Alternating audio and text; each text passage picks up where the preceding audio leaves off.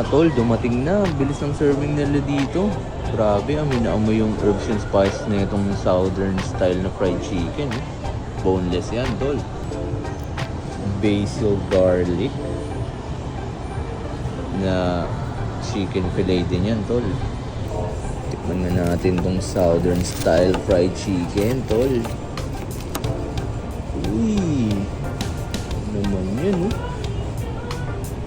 grabe.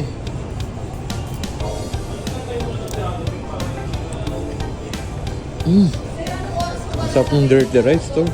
Grabe, amoy na amoy yung herbs and spices talaga.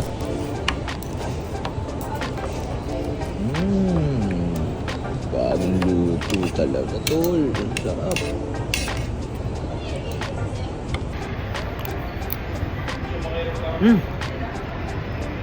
Bet na bet ko yung garlic basil tol. Paano? Tara, let's eat.